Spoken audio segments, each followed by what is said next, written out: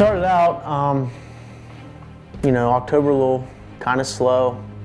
And I remember Jared saying, maybe we should split up. And I said, yeah, but self-filming's not always the easiest thing. And I'm pretty glad we did split up this day though.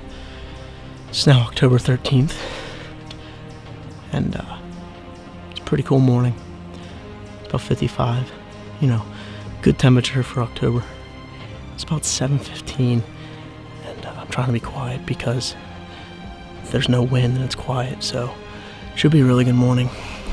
Pressure's up. Jared and I have been leaving this spot alone. We're really using the hunt smarter, not harder technique this year. Just leaving areas alone and getting into them on the right conditions. Well, I think today's the day. It's really nice out.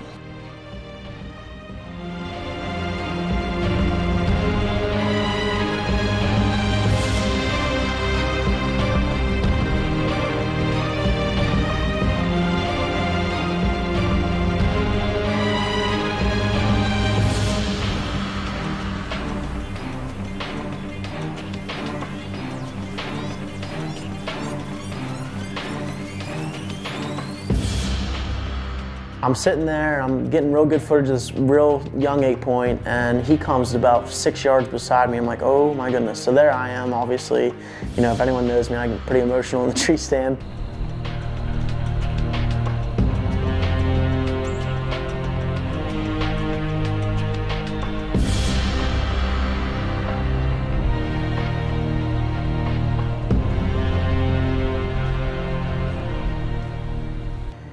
And the next thing I know, I just glanced down to my left, and here comes the buck I ended up shooting.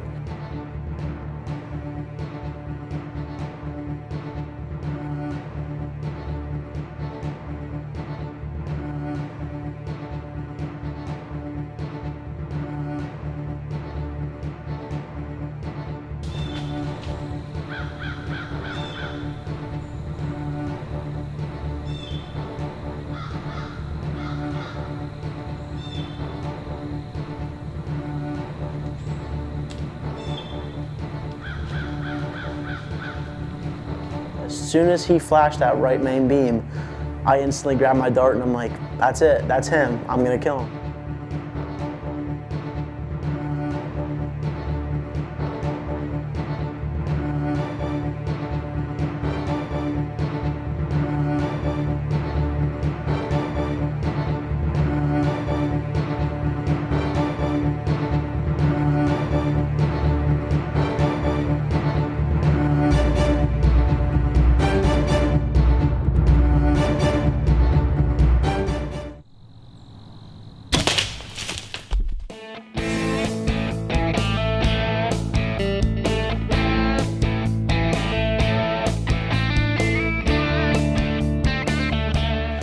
He just went down about 50 yards away. Oh my gosh, I didn't know what to expect this morning. It's a foggy, well, it's not foggy, but I'm self-filming. Oh my gosh, that's a good buck. That's my biggest buck ever with a bow. Smoked him at 10 yards, he's down 50 yards away. Obviously, I got pretty excited and I called Jared right away. First person I called, I'm pretty sure, and I said, Jared, you're not gonna believe it. I didn't think we were gonna go out today and kill one, but I have a buck down. Literally, I think it's about 50 yards away. He went down, and it's Jared's ground, Jared's farm. So he said, all right, just wait for me, walk back to the four-wheeler, drive up there, and we'll track it together and get some footage and everything. Self-filming is not easy at all, to be honest. I struggled when I set my camera up to pull my bow back. I didn't have my my drag system on my fluid head perfect, and what happened was it wasn't counterbalanced perfectly and the camera slowly rose, so I apologize about that. Just got out of the stand. Pretty sure I watched the deer go down. The arrow's over here, covered in blood, so Darton did its job, went right through. I'm gonna recover this thing, and that's that.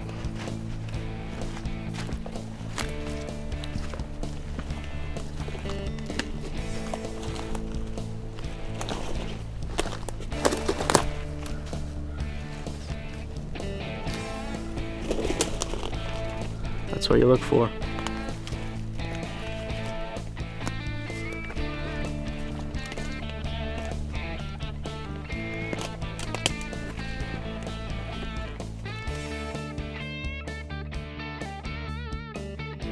we track it. We get up to 50 yards. Ended up shooting through the lungs, liver, everything you want with a deer.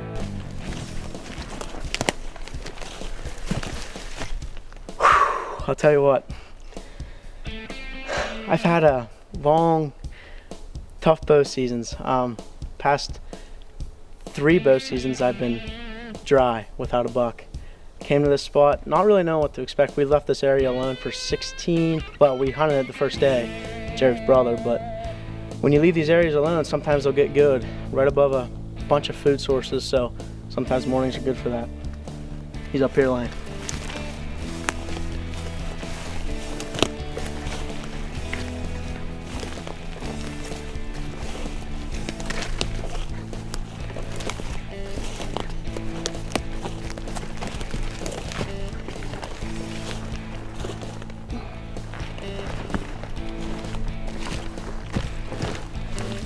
Came into 7 yards and I was pretty confident. I calmed myself down, really slowed it down.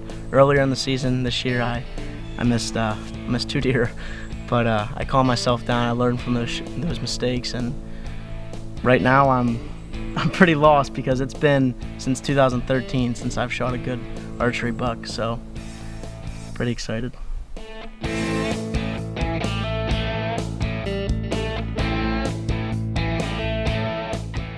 The doe kill took place in November, and really what happened was I was after a buck, Tonka, been after him a few years, and he passed away. He was harvested by Jared's girlfriend, which, fine. Lauren's first deer, huge buck for a first buck. Congrats, Lauren. The deer movement wasn't as good as I thought it was going to be. It was negative, like 4 degrees with the wind chill. And this buck was moving to my right, and I was looking at it and trying to get a feel for things, how big it was, that whole spiel, and then a spike and a doe were chasing down below me about 7:30, and I had to get to class at 12, and it was about 9:30, and Jared's pretty particular about, the deer he wants to take off the mountain, and the does and everything like that, which that's understandable, and I texted him a lone doe was coming up. It's November 10th. It's cold. Rut's really in. Saw spike, 2 4-points, and a shooter buck, but they weren't coming in, and they weren't really chasing like crazy, like the non-stop, chasing everything. It's about 9 o'clock.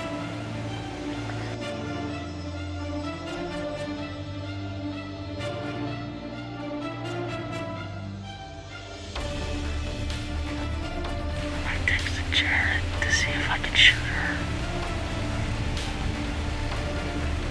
I hope he says yes. I love shooting doe. I love it. She's at 12 steps right now.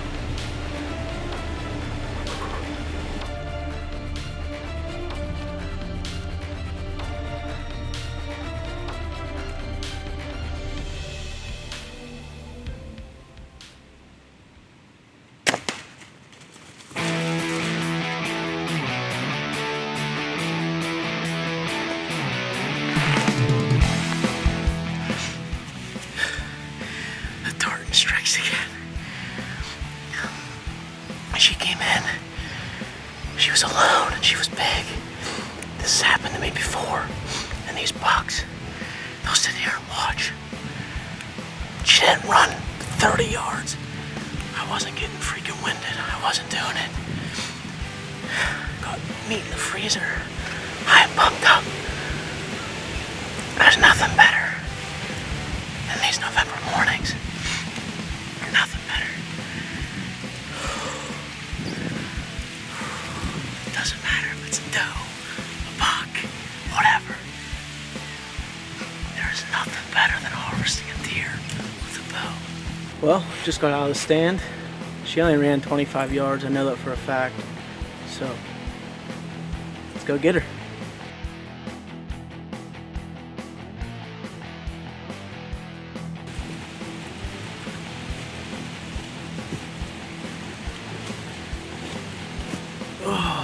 she is. Did some self-filming today. Jared's on his way back from Williamsport. That's where he goes to school. I texted him, I was like, hey, lone doe comes up. You know, we're big on shooting these lone doe. Because usually they're, you know, older and they're not being bred. It is the rut, but, you know, there's a pile of doe up here, and you don't want to get too many. And Jared and I argue all the time, but, you know, it's a good thing to have a lot of doe, and it's a good thing to have a lot of buck, obviously. You know, you just got to manage both genders. So she walked up to 11 yards, and I got the cameras ready, and I put her right to the heart, I'm pretty sure. She ran 31 yards and started bleeding and fell over, so good morning.